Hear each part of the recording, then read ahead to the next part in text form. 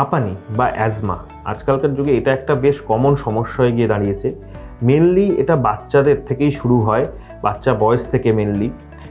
এই রোগে যে মেন সমস্যাগুলো দেখা যায় সেটা হচ্ছে কাশি, বারবার সর্দি কাশিতে ভোগা বাচ্চাদের ক্ষেত্রে, এবং হুইজিং বা একটা হুইসলিং সাউন্ড ফুসফুস থেকে আসে অনেক সময় আপনারা দেখবেন। এই ধরনের সমস্যাগুলো বাচ্চাদের ক্ষেত্রে খুব ফ্রিকোয়েন্টলি দেখা যায়। বড়দের ক্ষেত্রেও এই সমস্যা আসতে পারে, যদিও সেটা রেয়ার। যদি এই ধরনের আপনাদের বাচ্চারা এই ধরনের বারবার সর্দি কাশিতে ভোগে বা ফুসফুস থেকে এই ধরনের হুইসলিং সাউন্ড বেরোয়, সেক্ষেত্রে এটা কিন্তু অ্যাজমার লক্ষণ হতে পারে।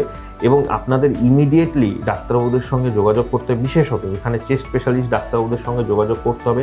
কারণ এই রোগটাকে সঠিকভাবে এবং সঠিক টাইমে আইডেন্টিফাই করলে এবং এর সঠিকভাবে যদি চিকিৎসা করা যায়, পেশেন্টরা কিন্তু একদম নর্মাল লাইফ লিড করতে পারে।